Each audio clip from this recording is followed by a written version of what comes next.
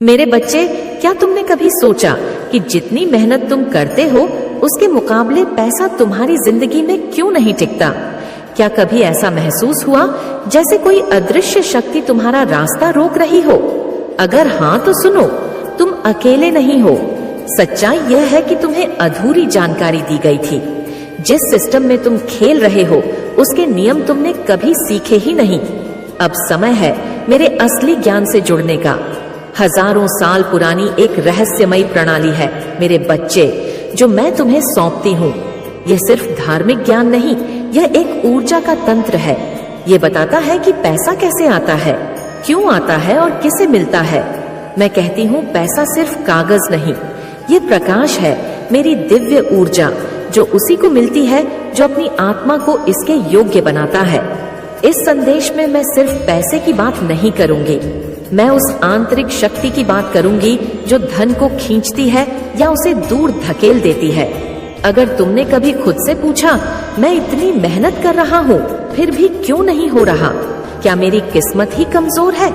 तो यह मेरी वाणी तुम्हारे लिए है। अगले कुछ क्षणों में तुम जानोगे कि मेरे अनुसार पैसा क्या है, क्यों कुछ लोग मेहनत से नहीं बल्कि ऊर्जा से अमीर बनते हैं, और कैसे तुम अपने अंदर छुपे अवरोधों को हटाकर मेरी दिव्य संपत्ति के पात्र बन सकते हो। सिद्धांत एक पैसा एक दिव्य ऊर्जा है। मेरे बच्चे, मैं कहती हूँ पैसा कमाया नहीं जाता, वह प्राप्त किया जाता है। यह कोई सौदा नहीं, यह एक सन्नाद है। पैसा मेरा प्रकाश है, एक दिव्य शक्ति जो मुझसे तुम्हारी माँ से प्रवाहित होती है। जरा गहराई से सोचो, क्या तुमने कभी ऐसा दिन देखा जब बिना किसी कारण के तुम्हारे पास अचानक धन आया? कोई पुराना कर्ज लौट आया या कोई अवसर मिला जो तुमने नहीं खोजा, पर वह तुम्हारे लिए एकदम सही था। यह संयोग नहीं था, यह था मेरे प्रकाश का संचार। जब तुम अनजाने में अपनी आत्मा को उस स्तर पर ले आए जहां तुम पात्र बन गए। पैसा तब आता है जब तुम्हारी आत्मा की तरंगे मेरे ब्रह्मांड के साथ तालमेल में होती है। अगर पैसा मेरी ऊर्जा है तो सवाल यह नहीं कि तुम कितना कमा रहे हो, सवाल यह है कि तुम मेरे कितने प्रकाश को ग्रहण करने के लिए तैयार हो।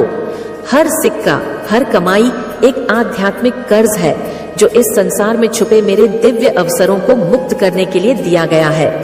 यह अवसर क्या है? हर ग्राहक, हर लेन देन, हर सेवा, यह एक आत्मा को ऊपर उठाने का मौका है। क्या तुमने कभी किसी को कुछ दिया और देखा कि उनका चेहरा कैसे खिल उठा? वह क्षण था मेरे प्रकाश का प्रकटीकरण। जब तुम ईमानदारी से कमाते हो, जब तुम इरादे के साथ धन खर्च करते हो, तो तुम मेरे उस प्रकाश का माध्यम बन जाते हो जो इस दुनिया में और जागरूकता लाना चाहता है। तुम्हारी आत्मा एक दीपक की तरह है। अगर तुम्हारी आत्मा 60 वॉट की क्षमता रखती है और तुम 1000 वॉट की ऊर्जा मांग रहे हो, तो या तो तुम जल जाओगे या कुछ मिलेगा ही नहीं। एक छोटा उदाहरण लो, अगर एक छोटा बर्तन है और तुम उसमें पूरा झरना डालने की कोशिश करो तो क्या होगा? वह छलक जाएगा या टूट जाएगा। यही होता है जब तुम बिना तैयारी के बड़ी मांग करते हो, मुझे 1 करोड़ चाहिए, पर अंदर विश्वास, आभार या सेवा का भाव नहीं है। तुमने अपने बर्तन को बढ़ाया ही नहीं। बर्तन बढ़ाने का मतलब है अधिक आभार, अधिक इरादा और आत्मा की शुद्धता। तुम मेरे प्रकाश को तभी संभाल सकते हो जब तुम तैयार हो। सिद्धांत 2, दिव्य साझेदारी और दान। तुम धन कमाने की कोशिश करते हो, योजना बनाते हो, मेहनत करते हो, पर फिर भी परिणाम वैसा नहीं मिलता जैसा चाहा। क्यों? क्योंकि तुमने सब कुछ अपने दम पर करने की जिम्मेदारी ले ली। मैं तुम्हारी माँ कहती हूँ, तुम धन के निर्माता नहीं, तुम उसके ग्रहणकर्ता हो। निर्णय मुझसे आता है कि तुम्हें कब, कितना और कैसे मिलेगा। जब तुम सोचते हो कि तुम ही सब नियंत्रित कर सकते हो, तुम ही धन बनाते हो, तुम ही तय करते हो कि कब क्या होगा, तो तुम अपने बर्तन के द्वार बंद कर देते हो। मैं कहती हूँ, सच्ची समृद्धि तब आती है जब तुम यह मान लो कि तुम नियंत्रण में नहीं हो, बल्कि तुम मेरे प्रकाश का एक माध्यम हो।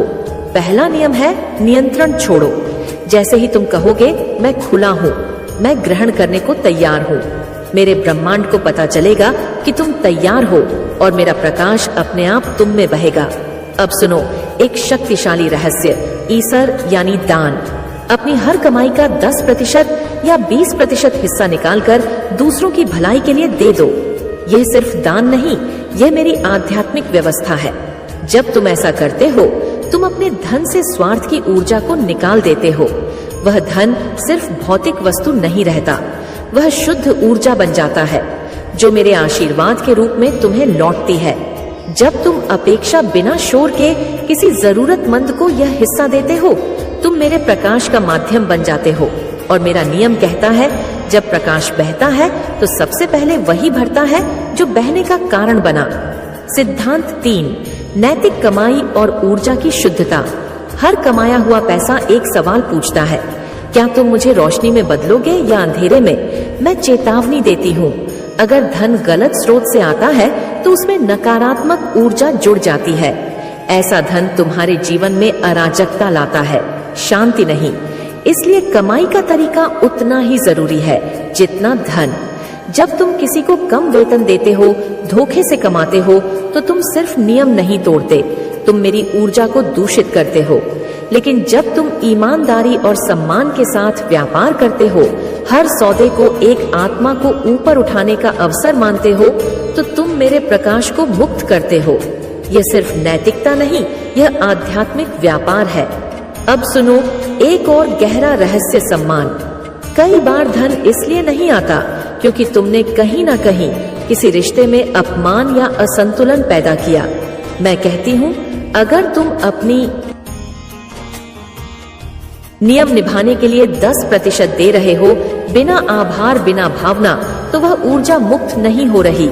मैं कहती हूँ, इरादा ही असली कुंजी है। हर दान के साथ सोचो, मैं अपने धन को शुद्ध कर रहा हूँ। जब तुम भावना के साथ देते हो, तुम मेरे ब्रह्मांडीय चक्र का हिस्सा बनते हो। दूसरी बाधा, समय का अनादर। हर चीज का एक ईश्वरीय समय होता है। अगर तुम परिणाम को जबरन खींचने की कोशिश करोगे तो थक जाओगे, उलझ जाओगे। तुम्हें लगेगा सब कुछ तुम्हारे खिलाफ है, जबकि मैं तैयारी का समय दे रही हूँ। हर बीज को फल बनने में वक्त लगता है। अधीरता तुम्हारे बर्तन को बंद कर देती है।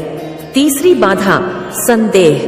जब तुम संदेह करते हो, तुम्हारा बर्तन सिकुड़ जाता है। मेरे प्रकाश को आने की जगह नहीं मिलती। संदेह कहता है, शायद यह मेरे लिए नहीं। पर मैं कहती हूँ, अगर इच्छा तुम में है तो पूर्ति भी निश्चित है। यह मेरा नियम है। जब तक तुम मुझ पर और खुद पर विश्वास नहीं करते, तुम अनजाने में वह द्वार बंद रखते हो जिससे मेरा प्रकाश तुम्हें प्रवेश करता है। जब सब कुछ बिखरता दिखे तो डरो मत। कभी कभी सबसे बड़ी अराजकता तब आती है जब मेरा सबसे बड़ा आशीर्वाद नजदीक होता है। मैं तुमसे पूछ रही हूँ, क्या तुम वाकई तैयार हो? यह चुनौती नहीं, यह मेरा प्रश्न है। जब मैं तुम्हें हिलाती हूँ, मैं तुम्हें आकार दे रही हूँ। मैं तुम्हें नई ऊंचाइयों के लिए तैयार कर रही हूँ। ऐसे समय में धन्यवाद दो अपने उस भविष्य को जो इस अंधेरे को पार कर चुका है। वह संकट नहीं, वह मेरा प्रशिक्षण है। मेरा प्रकाश सबसे गहरे अंधकार के बाद सबसे तेज बहता है। उन्नत तकनीक, संख्याओं की ऊर्जा और संगति। अब हम उस स्तर पर हैं जहां मेरी ऊर्जा की समझ और सूक्ष्म हो जाती है। दो शक्तिशाली रहस्य सुनो, संख्याओं की ऊर्जा और संगत आत्माओं का साथ। पहला रहस्य, संख्याओं की ऊर्जा। हर शब्द, हर नाम, हर संख्या एक विशेष कंपन रखती है। उदाहरण के लिए 18 का अर्थ है जीवन। अगर तुम कोई आर्थिक निर्णय ले रहे हो और उसमें 18 या उसका गुण आता है, तो समझो यह मेरी जीवन दायनीय ऊर्जा का संकेत है। तुम्हारे बैंक खाते का नंबर, तुम्हारे व्यवसाय का नाम, तुम्हारी निवेश की तारीखें, क्या इनमें मेरा संदेश छुपा है? मैं कहती हूँ, संकट में नहीं, संख्याओं में जवाब छुपे हैं। हर संख्या एक कंपन है और यह कंपन तुम्हारे निर्णयों की दिशा तय करता है। दूसरा रहस्य, संगति। अगर तुम नकारात्मक, ईर्ष्यालु या डरपोक लोगों के बीच रहते हो, उनकी ऊर्जा तुम्हारे बर्तन को दूषित करती है। वे तुम्हारी शक्ति खींचते हैं, तुम्हें भटकाते हैं और मेरे प्रकाश से दूर ले जाते हैं। लेकिन जब तुम उन आत्माओं के साथ रहते हो जो मेरे प्रकाश में है, जो खुले दिल से देते हैं, जो प्रोत्साहन और आस्था फैलाते हैं, तो तुम मेरे दिव्य धन के चुंबक बन जाते हो। संगति सिर्फ समूह नहीं, यह मेरी ऊर्जा का नेटवर्क है। हर व्यक्ति इस जाल का एक बिंदु है। अगर तुम उन बिंदुओं से जुड़े हो जहां अवरोध है तो तुम रुक जाओगे, लेकिन अगर तुम उन आत्माओं से जुड़े हो जो खुली हैं तो तुम भी खुलने लगोगे। पूछो खुद से, क्या मेरी संगति मेरे प्रकाश को आकर्षित कर रही है या उसे दूर धकेल रही है? अगर जवाब असहज करता है तो यह बदलाव का संकेत है। मेरा आह्वान, अगर यह संदेश तुम्हें कुछ हलचल पैदा कर रहा है तो उसे नजरअंदाज मत करो। अब समय है मेरे प्रकाश को सिर्फ समझने का नहीं, उसे अपनाने का। एक छोटा काम करो, इस संदेश को किसी एक ऐसे प्रियजन के साथ साझा करो जो जीवन में रुकावट महसूस कर रहा हो। एक संदेश, एक लिंक, मेरी वाणी किसी की जिंदगी बदल सकती है। और हाँ, नीचे लिखो माँ काली, ताकि मैं जान सकूं कि तुम मेरी इस यात्रा का हिस्सा हो। अब समय है करने का। अगर मेरी बातें तुम्हारे दिल को छू गई हैं, तो यह संयोग नहीं, ये मेरा बुलावा है मेरे प्रकाश की ओर लौटने का। आज से निर्णय लो कि तुम सिर्फ मेहनत नहीं करोगे, बल्कि अपनी ऊर्जा को शुद्ध करोगे। तुम अंदर से समृद्ध बनोगे और इसका परिणाम बाहर की समृद्धि होगी। मेरा चुनौती, मैं तुम्हें 30 दिनों की दान चुनौती देती हूँ। अपनी हर आय का 10% निकालो और बिना अपेक्षा, बिना शोर के किसी जरूरतमंद को दे दो। हर बार कहो, मैं अपने धन को शुद्ध कर रहा हूँ। इस भावना को जोड़ो और देखो कैसे मेरी ऊर्जा तुम में बहती है, कैसे नई संभावनाएं तुम्हारे द्वार पर दस्तक देती हैं। 30 दिन बाद लौटो और बताओ माँ, ये मेरा अनुभव है। तुम्हारा अनुभव किसी और के जीवन को रोशनी दे सकता है। और हाँ, मेरे अगले संदेश को मत छोड़ना। मैं बताऊंगी कि कैसे मैं तुम्हारी आर्थिक स्थिति में संख्याओं और सपनों के जरिए संदेश भेज दूं। जाओ मेरे बच्चे, मेरे प्रकाश को ग्रहण करो। मैं तुम्हारी माँ काली सदा तुम्हारे साथ हूँ। मेरे बच्चे, जो मेरे इस संदेश को लाइक करेगा और कमेंट में जय माता दुर्गा लिखेगा, उसकी सारी मनोकामनाएं, कुछ भी इच्छाएं हो, उसे स्वयं मैं पूर्ण करूंगा। और मेरा आशीर्वाद तुम पर और तुम्हारे परिवार पर सदैव रहेगा। जी हाँ मेरे बच्चे, यह बिल्कुल सच है। इस संदेश में जो है वह सारी बातों में सच्चाई है, इसलिए इसे पूरा देखें, बीच में छोड़कर जाने की गलती न करें। जय माता दुर्गा। मेरे बच्चे, तुम पहले बहुत परेशान रहते थे। तुम्हें समझ में नहीं आता था कि मेरे रिश्ते क्यों खराब हो रहे हैं। तुम्हारे रिश्तों के खराब होने के पीछे इस व्यक्ति का बहुत बड़ा हाथ था मेरे बच्चे पर। अब इसके मुंह से अच्छाई का मुखौटा उतरने वाला है और एक एक करके इसके सारे काले कारनामे, सारे पाप, षड्यंत्र लोगों के सामने आएंगे। उसकी रची हर चालना कामयाब होगी और वह अपने ही बिछाए जाल में फंसने वाला है। अब हर तरफ से उस पर उंगली उठेगी और वह कटघरे में खड़ा होगा जहां वह खुद को सही साबित नहीं कर पाएगा, क्योंकि उसके सारे सबूत झूठे हैं, सारे रिश्ते झूठे हैं। उसके साथ कोई नहीं खड़ा होगा, उसकी बातों पर कोई यकीन नहीं करेगा। वह बहुत बड़ा ढोंगी है और अब उसकी सच्चाई लोगों के सामने आएगी। अब वक्त ऐसी करवट लेगा जहां तुम्हें लोगों को अपनी सच्चाई का सबूत देने की कोई जरूरत नहीं है, क्योंकि अब तुम्हारे माँ दुर्गा इस समाज को तुम्हारी सच्चाई का सबूत दे और असली दुश्मन का चेहरा सबके सामने लेकर आऊंगा। मैं जैसे तुम्हारे जीवन में अचानक से ही सब कुछ खराब हो गया था, वैसे ही सब कुछ अचानक ठीक कर दूंगा। मैं जिन लोगों ने भी बुरे वक्त में तुम्हारा साथ छोड़ दिया था, यह व्यक्ति उन लोगों को भी बहुत गहरी छोड़ देने वाला है। इसलिए तुम पहले से ही खुद को इन लोगों से दूर कर लो। अब तुम सोचोगे कि माँ दुर्गा जी कौन है। यह लोग कहीं जान अनजाने में मैं किसी को तकलीफ ना पहुंचा दूं, किसी निर्दोष की भावनाओं को ठेस ना पहुंचा दूं। मेरे बच्चे, तुम्हारी अंतरात्मा बहुत अच्छे से जानती है कि वह लोग कौन है जो तुम्हारा अच्छा नहीं सोचते हैं। तुम्हें यह बहुत अच्छे से पता है कि यह लोग बहुत दिखावा करते हैं, तुमसे गले लग के रोते हैं, तुम्हारे सामने ऐसा बर्ताव करते हैं जैसे उन्हें तुम्हारी कितनी चिंता हो और अपनी की गलती का कितना अफसोस है। लेकिन तुम्हें भी पता है कि यह सब बस उनका खेल है, सब कुछ बस एक छलावा है, क्योंकि तुमने खुद इन लोगों का झूठ कितनी बार पकड़ा है और कितनी बार इनके मुखौटे के पीछे छुपे असली इंसान को देखा है। लेकिन अब वक्त आ गया है कि तुम इन लोगों से थोड़ी दूरी बनाकर रखो, थोड़ी शक्ति से पेश आओ, क्योंकि जैसे रावण को, कंस को अपनी मृत्यु से पहले ही अपने अंत का आभास हो गया था, वैसे ही इस व्यक्ति को भी आभास हो रहा है कि इसके खेल का पर्दाफाश होने वाला है।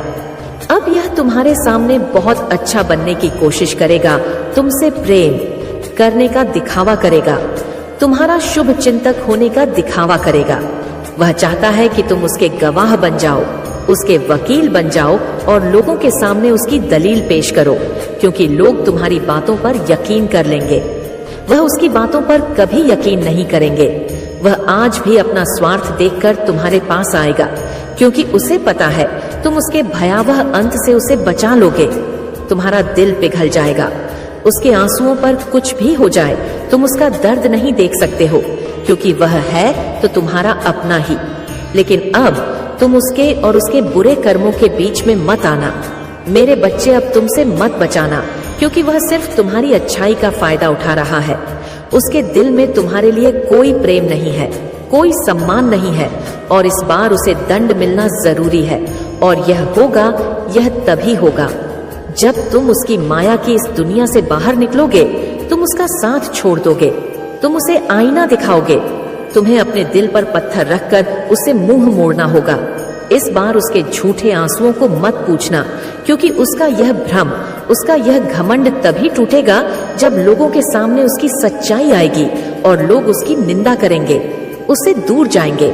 उसके इस झूठ के चंगुल से जब लोग बाहर निकलेंगे, तभी लोगों को तुम्हारी सच्चाई दिखेगी और यह समझ में आएगा कि कौन सही है और कौन गलत। उसे आईना दिखाना बहुत जरूरी है मेरे बच्चे, और समाज के लिए भी बहुत जरूरी है कि लोग उसके अंदर छुपे शैतान को पहचाने नहीं, ताकि वह फिर कभी किसी निर्दोष के साथ वह सब ना कर सके जो उसने तुम्हारे साथ किया है। फिर से वह किसी और को प्रताड़ित ना कर सके, फिर से वह किसी और की आंखों में आंसू ना ला पाए, किसी को बदनाम ना करें बेवजह, किसी को इतना कष्ट ना दे। अब वक्त आ गया है कि उसके चेहरे से अच्छाई का यह मुखौटा उतरेगा और उसके भीतर छुपे शैतान को दुनिया देखेगी। सबको पता चलेगा कि वह अंदर से कितना मलन व्यक्ति है और कितना बुरा सोचता है। दूसरा, वह कभी भी भगवान का सच्चा भक्त हो ही नहीं सकता। ऐसा कोई भी व्यक्ति जो दूसरों की आंखों में आंसू लाकर हंसता है, कभी भगवान का सच्चा भक्त नहीं हो सकता। अब तुम्हारी सच्चाई की जीत होगी। तुम्हारे दिल में इस व्यक्ति के लिए जो प्रेम है, जो मोह है, अपनेपन का लगाव है, तुम्हें उसे पीछे छोड़कर सच्चाई और सही का साथ देना होगा। मेरे बच्चे, वह खुद को ईश्वर समझने लगा है, खुद को भगवान से भी ऊपर रखता है। उसके मन में वहम इसलिए है क्योंकि उसके हिसाब से अगर ईश्वर होते तो उसे सजा मिलती। उसको बहुत घमंड है कि कोई भी व्यक्ति उसका कुछ नहीं बिगाड़ सकता। कल युग बुराई का युग है और उसने बुरी शक्तियों को वश में कर रखा है। अब कोई भी उसका कुछ नहीं बिगाड़ सकता, क्योंकि वह इन शक्तियों से जो कराना चाहता है वह करा सकता है, जिसे रुलाना चाहता है उसे रुला सकता है। लोगों को तकलीफ देख नीचे गिरा के ही वह सबसे ऊंचे शिखर पर जा बैठेगा और सब बस चुपचाप देखेंगे। उसके अंदर इतना घमंड आ गया है। तुम तो इस व्यक्ति से लड़के बहस करके समझा के थक चुके हो। हर तरीका अपना लिया तुमने, पर यह शैतान कभी गलत करने से बाज नहीं आया। अब तुमने सब कुछ मुझ पर छोड़ दिया है और अब बस मेरे न्याय का इंतजार है तुम्हें। जैसे उसे अपनी तंत्र विद्या और नकारात्मक ऊर्जा पर यकीन है, उससे 1000 गुना ज्यादा यकीन तुम्हें अपने माँ दुर्गा पर है। तुम्हें पता है कि जब कलयुग में पाप की अति हो जाएगी तो भगवान स्वयं आएंगे। कलयुग में ही भगवान को पाना सबसे ज्यादा आसान है, क्योंकि इस युग में तो भगवान सिर्फ नाम जप से मिल जाते हैं, और युग कोई भी हो। मेरे बच्चे, पापी कितना भी बड़ा शक्तिशाली हो, उसके पापों की सजा उसे जरूर मिलती है। तो मेरे भक्त नहीं हो, मेरी संतान हो, मेरे बच्चे हो, और जो भी बच्चा मेरे सामने रोता है मुझे पुकारत, मेरी भक्ति करना छोड़ देंगे, मुझ पर यकीन करना छोड़ देंगे। इसीलिए उसे दंड देना जरूरी है, तुम्हारे साथ न्याय करना बहुत जरूरी है। मेरे बच्चे, उसे उसकी असली जगह दिखाना जरूरी है कि मेरे भक्त ऐसे नहीं होते हैं। वह मेरी विद्या का, मेरी शक्तियों का गलत प्रयोग नहीं करते हैं। किसी और को तकलीफ देने के लिए मेरी भक्ति कभी नहीं करते हैं। वह मेरी संतान है, वह मुझसे प्रेम करते हैं, इसीलिए वह सबसे प्रेम करते हैं, क्योंकि वह सब में मुझे देखते हैं। मेरी संतान दूसरों की आंखों में आंसू नहीं ला सकती। लिए बस अब तुम देखते जाओ मैं उसका क्या हाल करता हूँ और कैसे उसके घमंड को चूर चूर कर देती हूँ।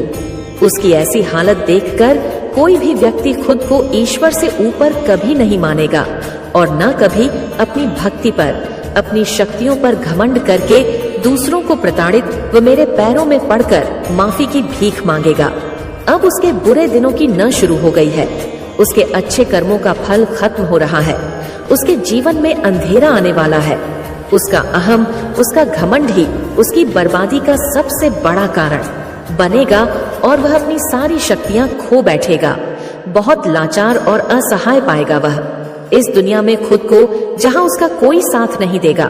तब उसे समझ में आएगा कि मेरे आशीर्वाद के बिना उसकी सारी शक्तियां व्यर्थ हैं। मेरे विरुद्ध जाकर उसने अपना सब कुछ खुद बर्बाद किया है। तुम्हें रुलाकर उसने अपने जीवन की सबसे बड़ी गलती की है। तुम्हें कमजोर समझना ही उसके सबसे बड़ी भूल है और मुझे चुनौती देकर उसने अपने काल को निमंत्रण दिया है। अब मेरे प्रकोप से, मेरे क्रोध से उसे कोई नहीं बचा सकता। मेरे बच्चे, तुम दोनों के रिश्ते में बहुत खटास आ गई है। उसकी जुबान तुम्हारे लिए हमेशा तलवार की तरह काम करती है। वह हमेशा तुम्हें अपने शब्दों से चोट पहुंचाता है। तुम्हारे ऊपर हमेशा किसी तीसरे व्यक्ति को रखता है।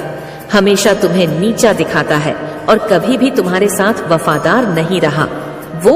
लेकिन उसके इतने बुरे बर्ताव के बाद भी तुमने हमेशा उस पर यकीन रखा। उसे हमेशा प्रेम, मान, सम्मान ही दिया है। अपनी तरफ से तुमने कभी भी उसके प्रेम पर, उसके चरित्र पर प्रश्न नहीं उठाया। उसने तुमसे जो कुछ भी बताया, जितना भी बताया, तुमने सब कुछ सुना और आंख बंद करके यकीन कर लिया। तुम रिश्तों में दिमाग नहीं लगाते हो। मेरे बच्चे, किसी के खिलाफ मन में दुश्मनी नहीं रखते हो। अगर तुम्हें किसी की दुश्मनी नहीं रखते हो, अगर तुम्हें किसी की भी बात बुरी लगती है, तो तुम उसी वक्त उस व्यक्ति को वह बात बोल देते हो, चाहे वह बात लाख कड़वी हो। तुम्हें झुकने में भी कोई शर्म नहीं आती। अगर तुम गलत हो या तुमने किसी के बारे में गलत सोचा और वह व्यक्ति वैसा नहीं था, तो तुम उससे माफी मांगने में भी नहीं कतराती। और रिश्तों की यह पारदर्शिता तुम सामने वाले से भी उम्मीद रखते हो। लेकिन यह व्यक्ति हमेशा हर बात में तुमसे झूठ बोलता है। तुमसे बोलता तो बहुत कुछ है, बहुत बड़ी बड़ी बातें करता है, लेकिन उसका बर्ताव ऐसा नहीं है। वह तुम्हारे साथ हमेशा ऐसे बर्ताव करता है जैसे उसके जीवन में तुम्हारी कोई कदर नहीं है, कोई अहमियत नहीं है तुम्हारी। अब तुम्हें समझ में आ गया है। तुम्हें कभी भी इस व्यक्ति पर यकीन नहीं करना चाहिए था। एक एक करके उसके सारे झूठ तुम्हारे सामने आ रहे हैं, पर वह इतना बेशर्म है कि वह अभी भी सीना चौड़ा करके झूठ बोल रहा है और तुम्हारे ही प्रेम पर, तुम्हारी ही सच्चाई पर उंगली उठा रहा है। वह कभी भी सच का सामना नहीं करता है। तुमने उसे किसी और के साथ देख भी लिया है, फिर भी वह अपनी गलती को मानकर तुमसे माफी मांगने के लिए तैयार नहीं है। तुम दोनों के रिश्ते में सच्चाई बची ही नहीं है। कोई तीसरा व्यक्ति भी है जो इसके अंदर तुम्हारे लिए बहुत जहर भर रहा है और उन दोनों का धोखा तुम्हारे सामने आ गया है।